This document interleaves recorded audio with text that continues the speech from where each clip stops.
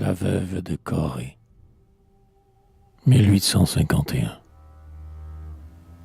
Comment Nola fut rencontré par Primel sur le chemin du bourg. À peine en s'évalant des ombrages épais, j'ai senti sur mon front la fraîcheur et la paix, qu'un murmure charmant passant de feuille en feuille sort du pays voisin, poète, je l'accueille. Sur le bord d'un talus qui fermait un grand pré, pâle, s'en vint s'asseoir la veuve de Corée. De loin, elle entendit le son de la grand-messe, mais ne pouvant, hélas, surmonter sa faiblesse, la grand-messe finie, on revenait du bourg.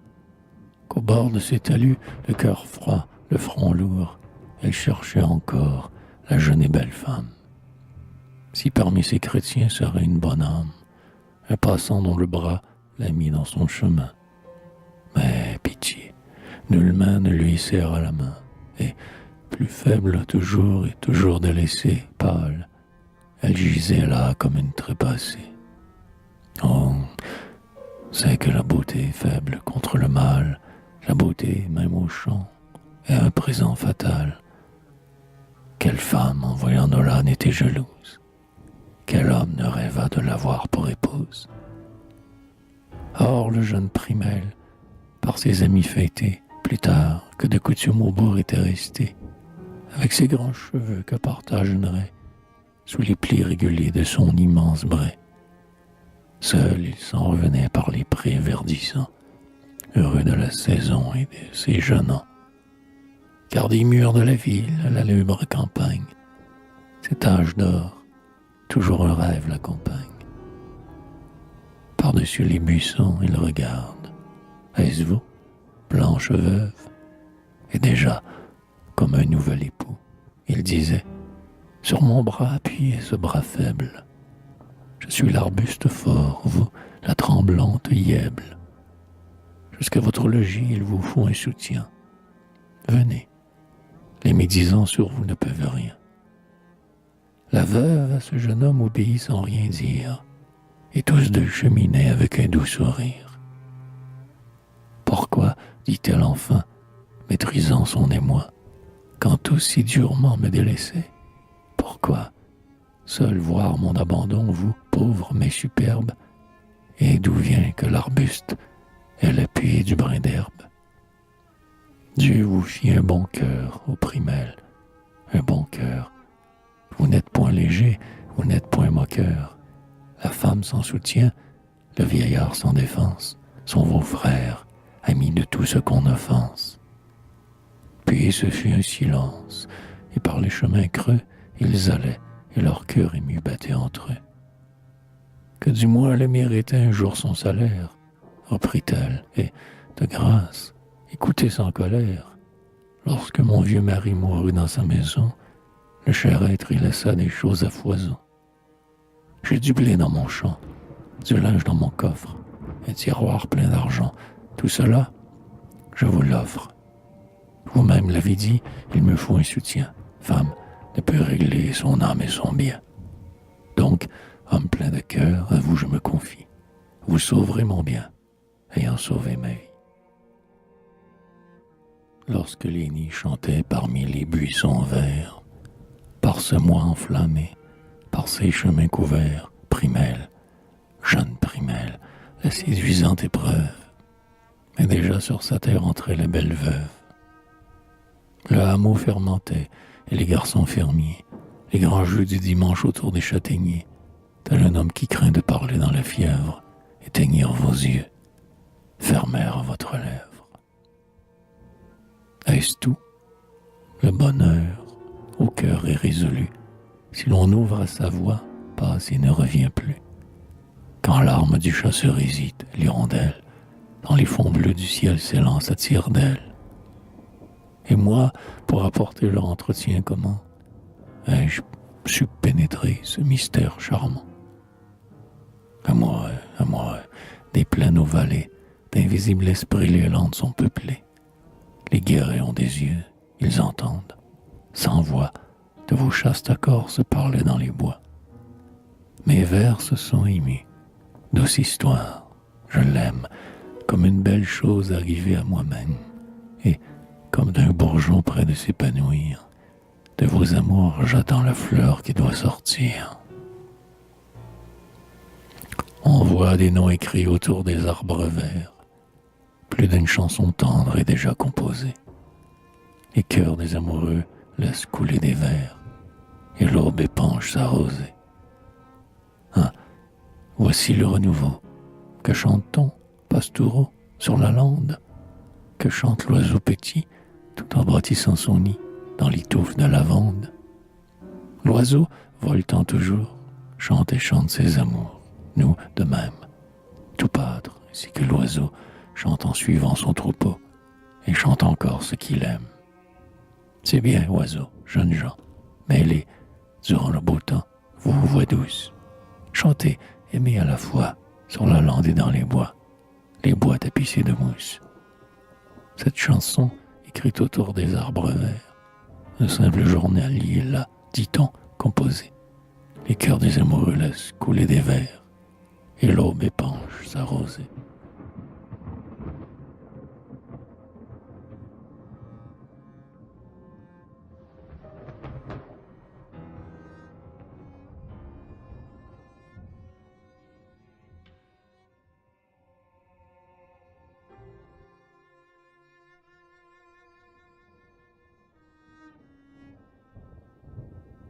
Histoire de nous la raconter, dans une ère neuve, entre deux commères.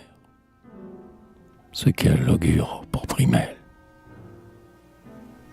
Un village voisin a fait une ère neuve, et, son deuil finissant, la riche et belle veuve est venue à la fête où, pour lui faire honneur, on avait invité certains jeunes seigneurs. Besoin n'était, chasseur, il n'ignore aucun gîte. Une dot, le galant la flaire encore plus vite. Monsieur Flamic aussi, clair à demi bourgeois, étourdissait chacun des éclats de sa voix. Tout fier du poil nouveau qui tremble sur sa joue, il passait, repassait, pigeon qui fait là-haut. Et bien d'autres encore, jeunes, vieux, de tout rang, roulaient des yeux. C'était une foire aux galants. Mais elle, sans rien voir, laissait errer sa vue. Tout entière, il semblait, dans ses rêves perdus. Charmante ce jour-là, sous ses vêtements bleus, sa robe d'un bleu clair, mais moins clair que ses yeux, et sa coiffe de lin qui sur son col s'épanche, moins pourtant que son col éblouissante et blanche. Pour le jeune Primel, ce vaillant journalier, il n'avait, on le dit, qu'un souci, travailler. Toujours l'oreille ouverte au fermier qui l'appelle, et promenant partout les râteaux et la pelle.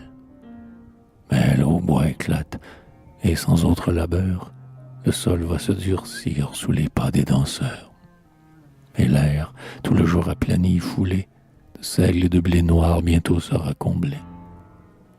Les gerbes entreront en danse, et les fléaux, de leur bruit cadencé, empliront les coteaux.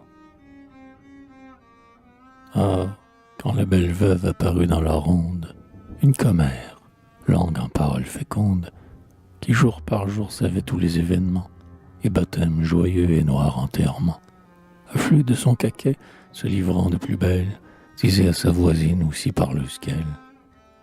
Oui, depuis bien longtemps servant loin du pays, de cette histoire-là vous n'avez rien appris. Ma voisine, écoutez, certains jours une noce, telle que n'en ont pas ceux qui vont en carrosse, marchait vers notre église, et sans coup de fusil, faisait tourbillonner les ruches des courtilles. D'abord venait l'époux ajusté comme un prince, homme aux cheveux blanchis, mais encore droit et mince, et, comme tout devait émerveiller les gens, à peine l'épousée entrait dans ses 20 ans. Elle allait lentement, pâle et presque tremblante, mais de la tête aux pieds d'or toute ruisselante. C'était dans tous les yeux des sourires, des pleurs, et pour les deux époux des vœux dans tous les cœurs. Car sur cette union miraculeuse, étrange, chacun avec bonheur voyait le doigt d'un ange. Mais comment le vieux Marc, jardinier du château, Marin dans sa jeunesse et maître d'un bateau, sur ses gains d'autrefois avait pu, l'habile homme, placer chez le notaire une si forte somme, qu'il acheta content, en bel et bon denier, 3 fermes qui feraient l'orgueil de 3 fermiers. C'est encore un mystère. Avant qu'il eût pris femme, ses gages paraissaient tout son bien. Sur mon âme, c'était un fin renard, mais un grand jardinier. Oh, ma voisine, un maître, un roi dans son métier. Cependant, triste et vieux, trop souvent à l'office, il avait à souffrir de la jonte du service. Ses arbustes taillés, mais lui faible et bien lasse, le soir, quand il rentrait à l'heure du repas, sa place au coin du feu maintes fois était prise. Le chagrin ridait alors sa barbe grise. Car, son travail fini, dans un coin du foyer, de grand cœur il passait 1 heure à sommeiller. Peut-être, calculant ses immenses richesses, il cherchait l'héritier digne de ses largesses. Voici de ça 3 ans. À son retour, le soir, voyant l'escabeau libre, heureux, il va s'asseoir. Quand, par un vilain tour, plus alerte, un jeune homme, pour cette lâcheté méritant qu'on le nomme, s'en empare, et le vieux, dont bouillonnait le sang, dut, chassé de partout, descendre au bout du banc. Primel, le journalier, seul, pâle de colère, au premier des méchants, préparait son salaire. Comme un dogue saxon, il lui sautait au cou, lorsqu'une belle enfant, se levant tout à coup, celle qui devant nous, légère, danse et passe, cria « Venez ici, père, et prenez ma place. » Muet, il obéit, mais, on l'a dit plus tard, des pleurs tendres brillaient sous les cils du vieillard. Commère, je pressens un concert de merveilles, de grâce poursuivez, car je suis tout oreille. La mère de l'enfant, à peine il faisait jour, entre au manoir. Nola, mon orgueil, mon amour, ma fille, embrassez-moi, vous n'êtes plus servante, mais une femme libre et qu'il faudra qu'on vante. Un Richard ignoré se fait votre soutien. Marc, en vous épousant, vous donne tout son bien. Le maître jardinier, heurtant ma chaumière, cette nuit m'a conté l'histoire tout entière. Oui, vous êtes, Nola, m'a joint mon honneur, car votre vertu seule a fait votre bonheur. Puis, comme elle restait sans répondre, la mère dit « Me laisserez-vous mourir dans la misère ?» Elle n'hésita plus. Dès lors, ce fut chez nous, voisine, un caquetage à rendre les gens fous. Avec pompe à l'église, enfin fut célébrée cette union, hélas, de bien peu de durée. Mais quel jeune prendra le lit du vieil époux? On nomme sans rivaux, on nomme sans jaloux. 1 heure ainsi jasa la commère qu'a-t-elle, car je passe, lecteur, le dit-elle, et les digressions sur chaque prétendant, puis les gestes, les cris, les soupirs. Cependant, ici dut s'arrêter cette maîtresse langue, car l'autre, qui brûlait d'entamer sa harangue, s'écria « Mais bon Dieu, plutôt qu'un tel discours, d'un fleuve débordé suivre le cours. » Durant tout ce narré, les rondes, les gavottes, n'avaient cessé leur train, ni l'eau boit ses notes. Le fermier sentait l'argile se durcir. On dansait par devoir autant que par plaisir. Nul oisif, cette sœur pleurant encore son frère, dansait, même les vieux suivaient à leur manière. On disait « Je travaille », oui, jusqu'aux dévots, secouaient tout scrupule au choc de leurs sabots. Pourtant, le soir venu, du haut de leur barrique, messire les sonneurs font taire leur musique. Il faut partir. Cherchons à l'heure des adieux quel est son préféré, voisine, ouvrez les yeux. Bon, sur son alezan, le beau seigneur qu'il aime se penche, il lui sourit, elle sourit de même. Voisine, je vois clair, je dis, c'est celui-ci. Eh bien, je vois plus clair, commère, le voici. Primel, en ce moment, traversait l'air neuve, mais froid, les bras croisés, sans regarder la veuve, qui laissa retomber sa coiffe sur son front, essayant de cacher sa peine et son affront. Les amants dédaignés sont cruels et moqueurs. Au fond des bourgs pullule une race méchante. Riche et miel, une veuve attire tous les cœurs. Un jeune homme lui plaît, et voici qu'on les chante. Les amants dédaignés sont cruels et moqueurs. Sur les fruits et les fleurs, la mouche à miel se pose. Amoureuse, elle va des pêches à la rose.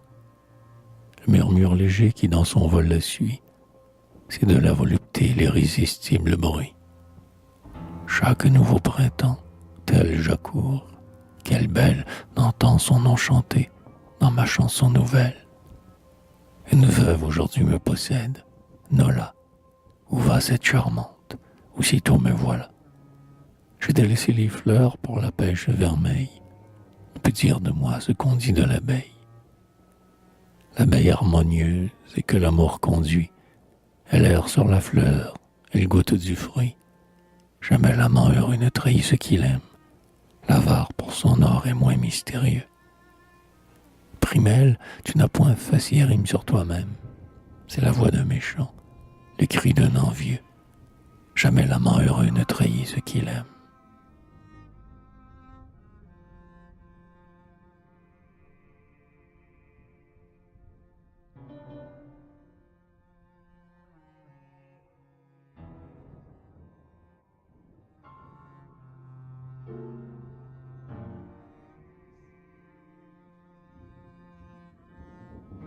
Violent reproche que Nola adresse à Primelle au jour de marché.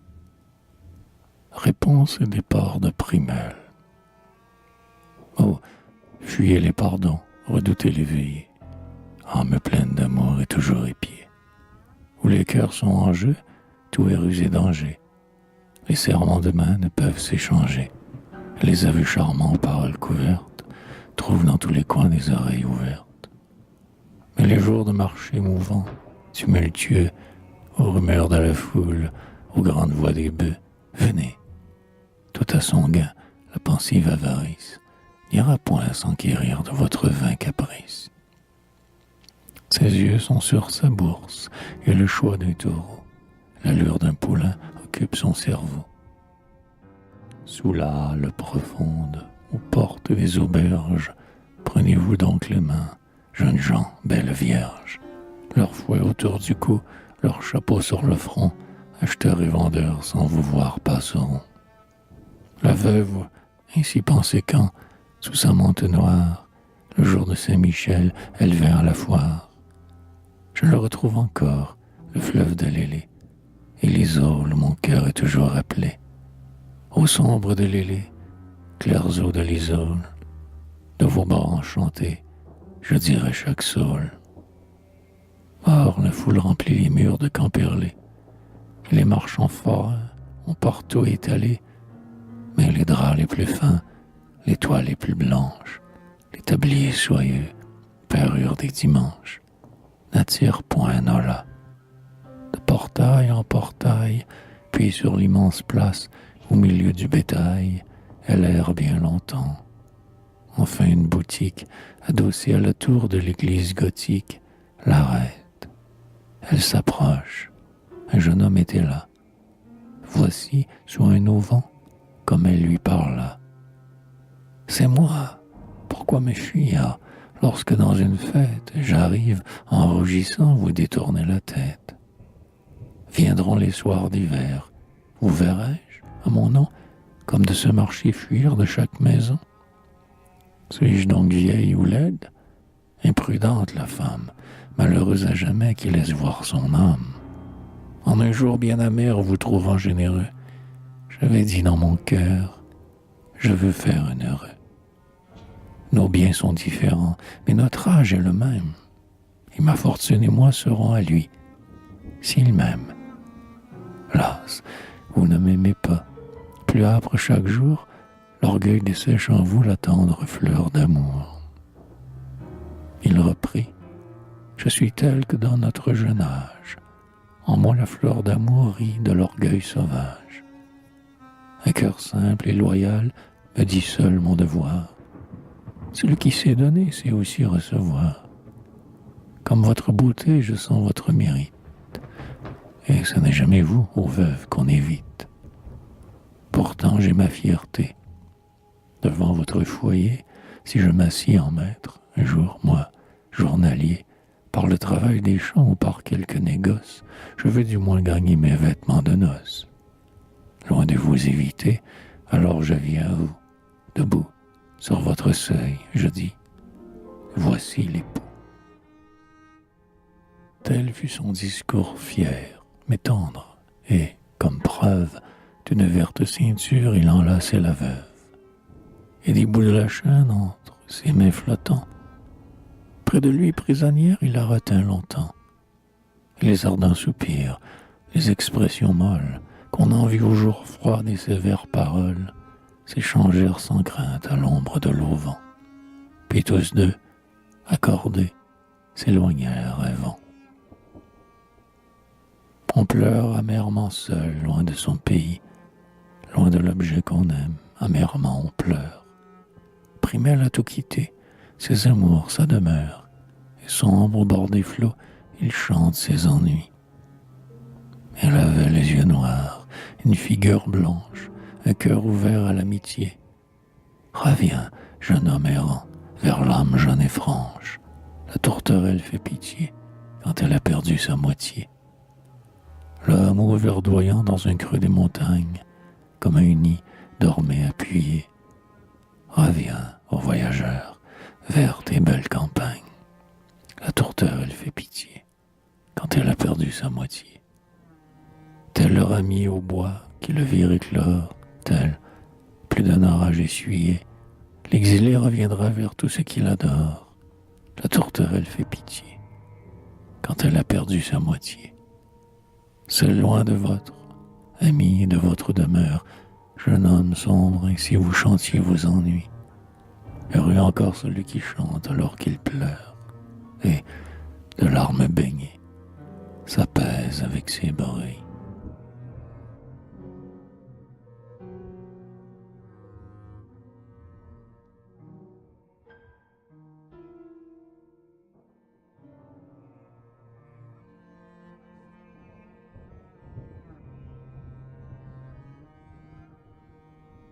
Lettre qui fut adressée à la veuve par le journalier Primel et la dame de manoir. Voilà donc séparés, et pour longtemps peut-être, ceux qui s'aimaient d'enfance au lieu qui les vit naître. Mais entre eux revient un discret messager, et du moins leurs soupirs se peuvent échanger. Oh, la main de Primel, au travail alourdi, était lente à mener la plume, mais peu hardie. Si ferme à la charrue, au plus rude labeur, sur le papier luisant, il avait comme peur. Mais sur les mots tremblés, voyez quelle tendresse, à la belle Nola de Corée, c'est l'adresse. Nola, nous habitions, tout jeune, un manoir, que des chênes couvraient, verts comme notre espoir. À haut mes chansons pleuvaient des branches hautes, aujourd'hui mon manoir s'élève près des côtes. L'âcre sel de la mer nous pénètre souvent, et le pleur des corlets arrive avec le vent. Notre riant manoir plaisait à mon jeune âge, et celui-ci me plaît dans son cadre sauvage. Car, loin de vous, mon cœur, nourri de sel amer, aime à se lamenter avec l'oiseau des mers. Heureux pourtant, heureux si, dans ces jours d'attente, plus nouveau, nul parfum du pays ne vous tente. Et d'éclairs, des seigneurs, si vous fiez la voix, vous souvenant toujours des chansons d'autrefois. Ainsi le journalier parlait dans cette lettre, que certains mendiants s'engageaient à remettre, avec 1000 détails sur les lieux, la maison, et le retour probable à la belle saison. Enfin la vérité sur le point qui les touche, ce que l'encre dit mal et que dit bien la bouche. Dans la serre vitrée, il traça ce billet. Déjà pour le fermier, une cire brûlait. Lorsque la jeune dame, avec un bon sourire, dit en entrant « Montrez si vous savez écrire ». Elle était belle à voir parmi ces dahlias, et les fûts élancés des fiers magnolias. tandis que la campagne était blanche de neige, parcourant cet écrit, blanche aussi sur son siège. Ce n'était alentour que myrte, orangée, et bouquets odorants d'arbustes étrangers. Des poils s'exhalaient la laine humide et chaude, quelques mouches à miel s'insinuant par fraude dans les fleurs bourdonnaient, et sur les clairs vitraux, heureuse la chenille étendait ses anneaux. Elle lut, et bientôt, de malice égayée, voici ce qu'ajoutait sa plume déliée. Je vous aime, Nola, comme on aime une sœur. Je sais votre beauté, je sais votre douceur. La dame vit écrire à la riche fermière qu'un jaloux va, de loin, troubler dans sa chaumière, sans dire, le ruser, car ils sont tous ainsi, que des regards bien vifs le provoquent ici. Mais, femme, je serai l'appui d'une autre femme. Oui, fermière, mettez votre espoir dans la dame. Plutôt, belle Nola, sans autre malin tour, fiez-vous à Primelle, croyez à son amour. Du noble journalier, amie et confidente, je sais comment son cœur luit votre image ardente, hélas, et que ses yeux maintes fois ont pleuré, en voyant le chemin qui mène vers Corée. Debout, le mendiant entendait sous la porte. Mon brave homme, partez, le jour baisse, n'importe. Marchez toute la nuit, marchez encore demain, votre sac est rempli, ne tendez pas la main. Cette lettre est par vous fidèlement remise, c'est un mois de bonheur pour votre tête grise. Puis mon service fait en ce lointain pays, quand moi-même j'aurai regagné nos taillis, venez, sans peur du chien, heurter à ma demeure. Chez moi, vous trouverez chaque jour, à toute heure, et j'engage en mon nom la maîtresse du lieu, votre pain sur la table et votre place au feu. Ô Flamique, malin clair où l'esprit seul foisonne, vous avez contre vous lancé la mouche à miel. Cette douce ouvrière a cependant son fiel. Vous chansonniez, Primelle, et Primelle vous chansonne. Voici Monsieur Flamique avec son air matois. Il n'est plus paysan, il n'est pas un bourgeois. Sous ses habits nouveaux, méprisant ses aïeux, au tondeur aux moutons, il vendit ses cheveux. Il revient de l'école. Écoutez son jargon. Ce n'est pas du français. Ce n'est plus du breton. Attablé le dimanche au cabaret voisin, il se moque du diable. Il se moque des saints. Tel est Monsieur Flamique, fils d'un bon campagnard. Notre agneau blanc se change en un petit renard. Voici Monsieur Flamique avec son air matois. Il n'est plus paysan et n'est pas un bourgeois. Donc le railleur s'y prit à ses propres embûches. L'abeille poursuivit en fuyant la piquée. Il pleure maintenant, rouge et le front marqué. Esprit malicieux, ne troublez pas les ruches.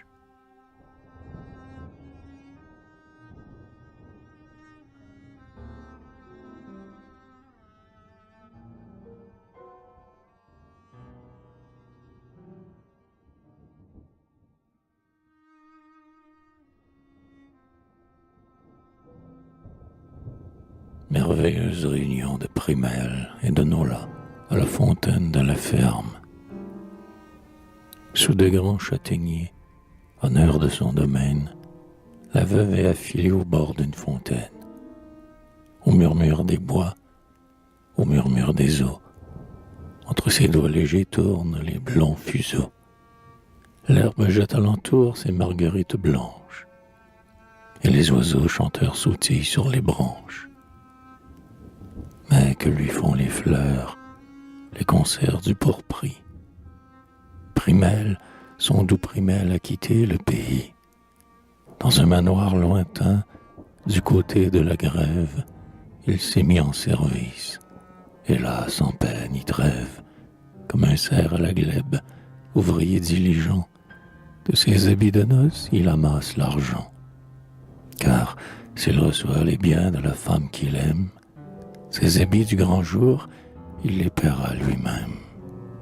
Et Nola, pour briser cette noble fierté, par de si longs retards, sans son cœur attristé. Faible, elle gourmandait cependant sa faiblesse, quand, Son fusil au bras, son livrier en laisse, le jeune seigneur passe. Oh, vous, belle Nola, comme si le hasard seul l'avait conduit là. Mais elle, son fuseau tournant toujours dans l'herbe. Ne connaissez-vous pas, sire, un ancien proverbe?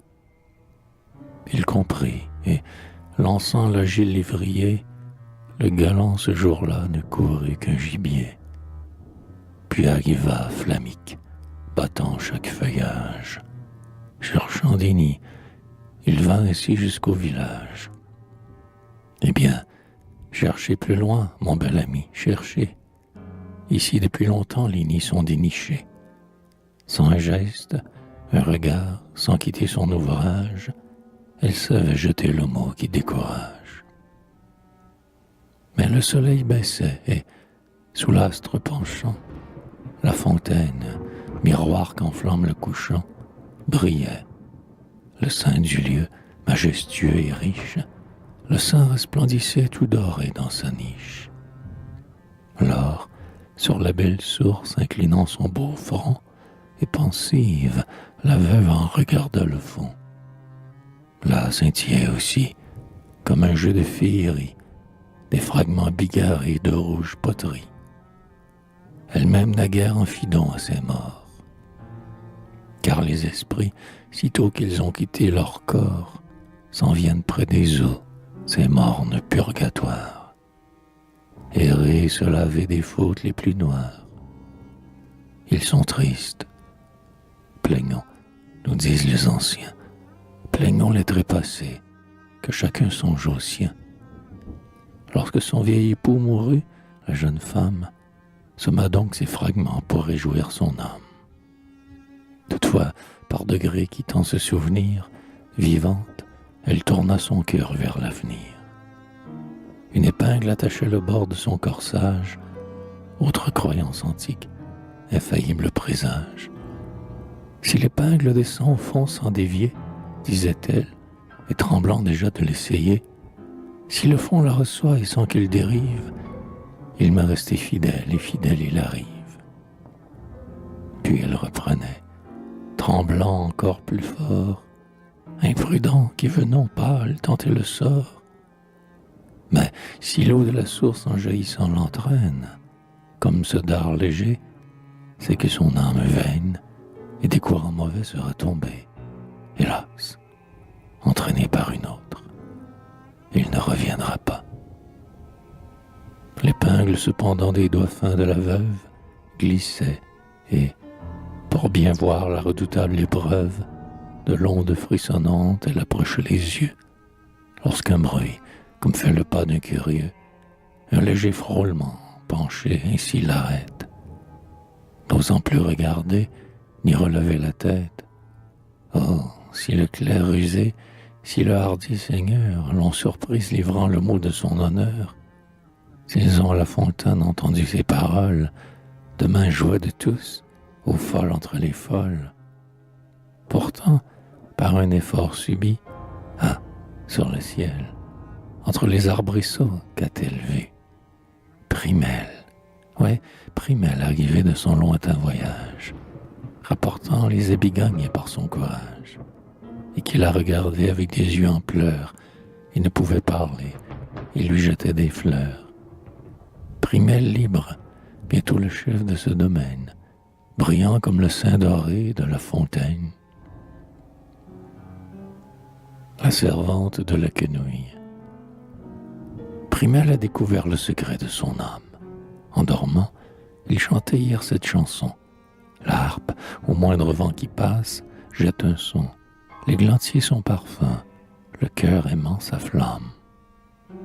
La veuve de Corée, ce bijou de beauté, porte un autre bijou qui brille à son côté.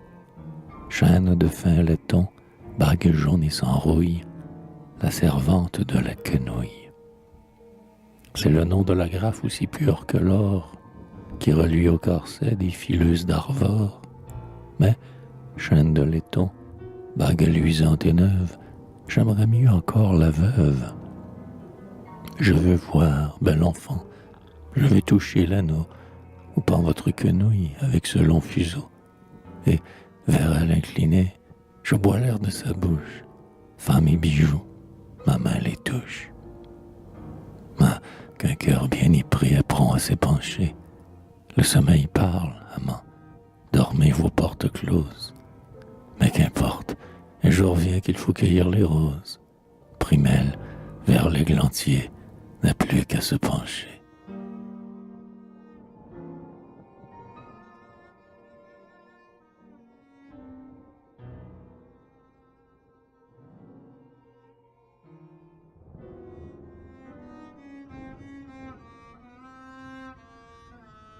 Comment Nola fut ramené par Primelle sur le chemin du bourg. Oh, la joie est dans l'air, des cloches, des hautbois. À ces chants de bonheur heureux, j'unis ma voix. Tout esprit qui veillait près de nous m'étérrit. Les sources de beauté que l'on disait taries, vous les faites jaillir limpides sous mes pas. Sans cesse j'y reviens et ne m'en lasse pas. Poète en son sentier fut-il jamais plus ferme. Achevons ce récit, doux esprit de la ferme. Un seul toit les attend. Oh, suivons jusque-là les touchants amours de Primelle et Nola. Vous, hymen primitif, grâce antique et suprême, d'une blanche couronne entourée ce poème. C'est au bourg. Jusqu'au soir, la noce avait duré, de celle qu'on nommait la veuve de Corée. Noce, disaient les vieux, comme on n'en vit pas une, qui fera 100 ans l'orgueil de la commune, où mon village aimé tenait aussi son rang, où le cidre coulait comme l'eau d'un torrent, où les fours enflammés ne cessaient pas de cuire, les danseurs de danser, les sonneurs de bruire.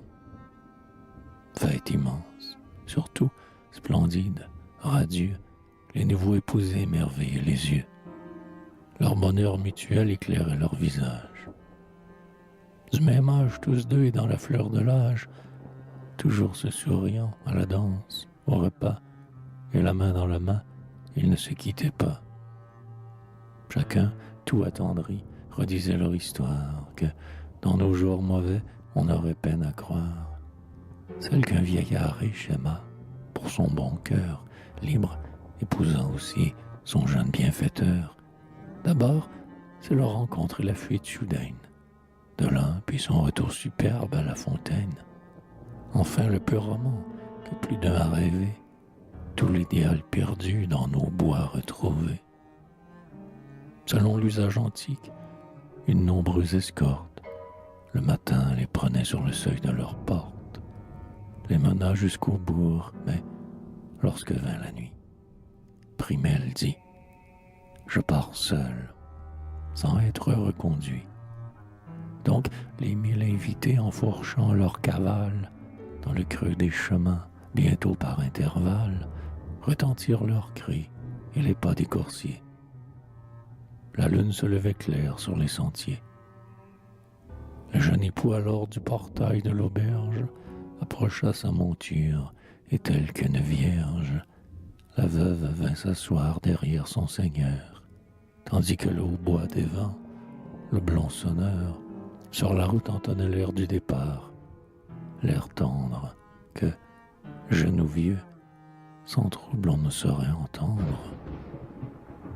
Le firmament brillait, et le chant nuptial mollement s'exhala vers ce ciel de cristal. Ils partirent, rasant les buissons et les haies, faisant pleuvoir sur eux la fleur des épinets, et le bras de l'épouse à l'époux enlacé, toujours plus fortement le retenait pressé. Ils allèrent ainsi sous les feuillages sombres. Quand la lune entr'ouvrait parfois leur large ombre, en arrière penché, le muet ravisseur tournait vers son ami un œil plein de douceur. La monture un instant s'abreuvait à la source, et, plus rapide encore, ils reprenaient leur course. Mais au bord d'un talus entourant un grand pré, leur course s'arrêta. Ce lieu qui m'est sacré, le reconnaissez-vous, dit l'amant à l'amante. Oh, laissez-moi bénir cette place charmante. celle qui, pour jamais un heureux sort muni, ici je la trouvais, faible et loin de son nid, sous le frais entier qui sur le pré retombe. Ici, languissamment roucoulait la colombe.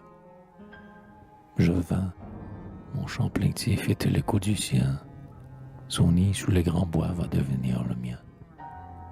À ces fêtes du cœur, fêtes de la nature, comme vous répondiez, sur leur libre pâture, les poulains hennissants bondissaient, les ormeaux mêlaient au flanc des monts leur humide rameau.